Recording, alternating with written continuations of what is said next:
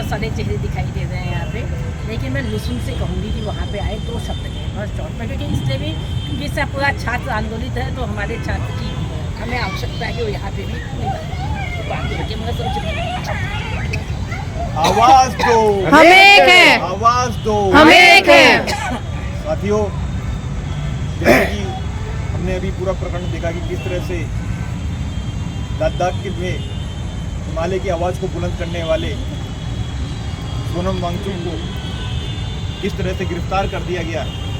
और गिरफ्तार करने के बाद उन पर एनएसए लगा दी गई। जो व्यक्ति पूर्ण राज्य की मांग कर रहा है, 6 शेड्यूल की मांग कर रहा है और संविधान के दायरे में रह के वो जो मांग कर रहा है, कोई भी उनके मंच से ऐसी बात नहीं की हुई जिससे कोई नफरत लगे या क्षेत्रवाद लगे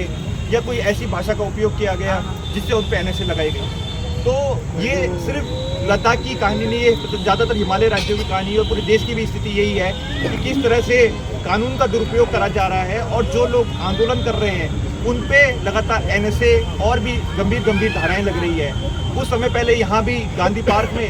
जो छात्र आए थे भर्ती घोटालों के सीबीआई जांच को लेकर प्रदर्शन कर रहे थे,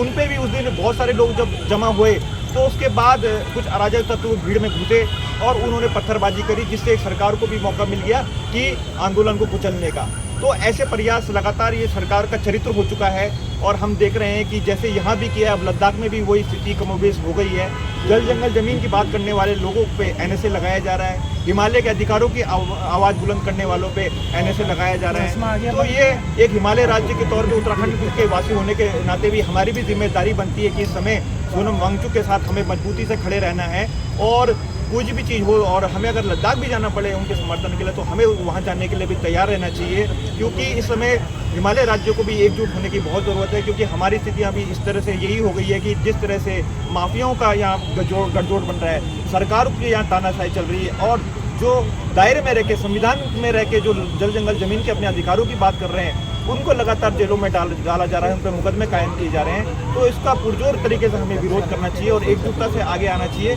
क्योंकि अगर हम देख रहे हैं कि किस तरह से अगर हिमालय नहीं रहेगा तो इस देश में कितना नुकसान होगा, इस दुनिया में कितना बड़ा नुकसान होगा। और ग्लोबल वार्मिंग और इस आपदा के दौर में भी हमने देखा कि हिमालय का संरक्षण करना कितना ज़रूरी है। तो वांगचुक भी वही कार्य कर रहे थे यहाँ, और भी जो जल जंगल जमीन की लड़ाई कर रहे हैं उत्तराखंड में लोग हैं वो भी वही कार्य कर रहे थे। तो इसकी कड़ी निंदा होनी चाहिए, पुरजोर विरोध होना चाहिए और आगे भी अगर हम इस आंदोलन को उनका समर्थन देने के लिए हमें अगर जाना पड़े, उनकी रिहाई के लिए अगर हमें उत्तराखंड से भी कुछ आवाज़ें उठानी पड़े तो हम उसके लिए तैयार हैं।